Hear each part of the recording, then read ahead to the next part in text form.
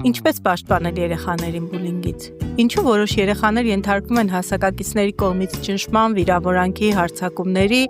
իսկ որոշներին նույնիսկ չեն համարձակվում մոտենալ։ Ես աշխատել եմ երեխաների հետ ամենատարբեր միջավայրերում, տարբեր մասնավոր և պետական հաստատություններում, և ամենուր հանդիպել եմ նույն տիպի երեխաների։ Նրանք, ովքեր վիրավորում են, ճնշում, նրանք, ում վիրավորում են ու ճնշում, և նրանք, ում չեն համարձակվում նեղացնել։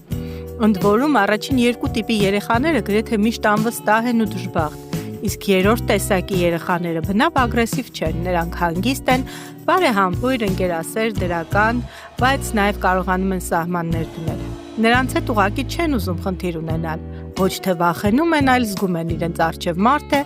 ով ունի ներքին հենարան։ Սա բնատուր հատկանիշ չէ, երեխային կարելի է դաստիարակել այդպիսին։ Նման երեխաները դաստիարակվում են այնտեղ, որտեղ երեխան հստակ գիտի, ինչը կարելի է, ինչը արգելված,